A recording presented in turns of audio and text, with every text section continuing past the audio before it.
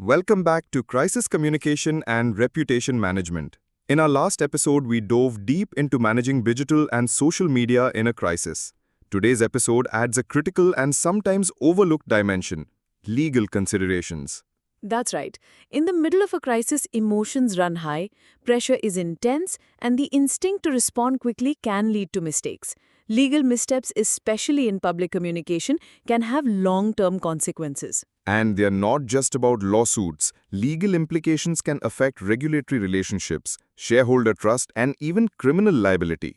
So today, we'll explore the intersection of law and public messaging, how legal teams and communication teams can work together to protect the organization and preserve its reputation. Let's start with the golden rule. Always consult your legal team before releasing any public statement during a crisis. Absolutely. Because once it's public, it's permanent. Even deleted posts, corrected statements, or private comments can become legal evidence. The first challenge is balancing transparency with legal risk management. Lily, how can companies do that? It's a dance. Communicators must aim to be open and human, while legal counsel ensures accuracy and risk mitigation. For example, don't say, "We accept full responsibility," unless liability is clear. Instead, say, "We're taking this seriously and are investigating thoroughly." Powerful. One implies guilt, the other shows accountability while keeping the legal door open for investigation. Exactly. Language matters. So do timing and tone. Avoid speculative phrases like "we believe" or "we assume." Stick to confirmed facts or process updates. Let's walk through a scenario. Say a tech company experiences a major data breach exposing customer information. What legal risks are involved? Many. First, regulatory non-compliance under data protection laws like GDPR or India's DPDP Act. Then, class action lawsuits. And finally, reputational damage that could impact stock prices and customer trust. So, what's the communication strategy in such a case? Collaborate closely with legal to release a holding statement like, "We're aware of a potential security incident and have launched an immediate investigation. Protecting our users is our primary priority." Then you follow with updates, only once verified, and offer clear next steps for affected users. And here's a tip. Never promise specific outcomes publicly unless you can deliver. Saying no user data was compromised before full forensic analysis can backfire and create liability. What about employment-related crises? Suppose an executive is accused of misconduct. What legal angles should be considered? Those are highly sensitive. You must protect the privacy of all parties, avoid defamation, avoid interfering with ongoing investigations, prevent bias in internal due process. So your statement may look like, "We take this matter seriously and are reviewing it in accordance with our HR and legal policies." Exactly. And don't confirm or deny personal details publicly unless advised by legal. Another minefield is product recalls. Let's say a food brand discovers contamination in one of its product lines. What are the legal do's and don'ts? Do notify regulators first. Do publish accurate recall information. Don't downplay the risk. Don't delay the public statement if it's a safety issue.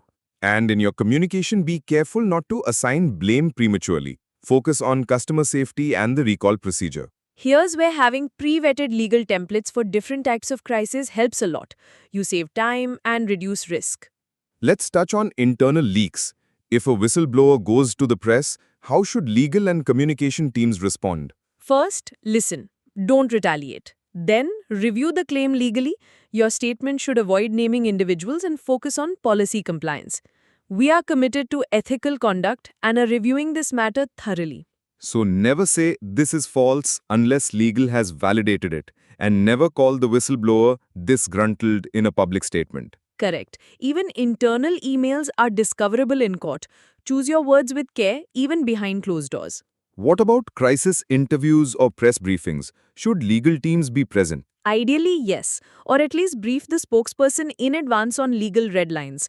What's still under investigation, what can't be disclosed, what language to avoid. Example, fault, blame, guarantee. And train them to handle tough questions. For example, Q, is your company responsible for this failure?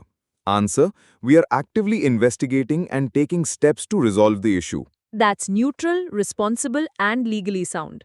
Let's summarize the top legal traps in crisis communication. Legal traps in crisis communication would be 1. Admitting liability prematurely, 2. Disclosing confidential or personal information, 3. Making unverifiable claims, 4. Publishing false or misleading statements, 5. Failing to notify authorities on time, and 6. Ignoring legal review of social content. And now the best practices. Best practices for legal communication in crisis situations involve legal early, align on message wording, keep records of all communications, use safe language templates, be honest without self-incrimination, and understand the legal landscape of your industry. Thank you, Lily. And to our listeners, ensure your communication strategy is sound from both a public relations and legal perspective. We'll explore post-crisis evaluation and recovery in our next episode. That will be all about how to audit your response, restore trust, and prepare better for the future. If you found this episode of Corporate Communication useful, don't forget to join our Leadership Academy at tagbizsutra.com. Do share it with your friends and colleagues and leave your reviews on Learn from Leaders. We'll go deeper into this in our bonus episode on crisis mock drills. But for now, remember, legal and comms must be allies, not silos. Until next time, stay ethical, stay prepared, and always think before you speak, especially when the stakes are high.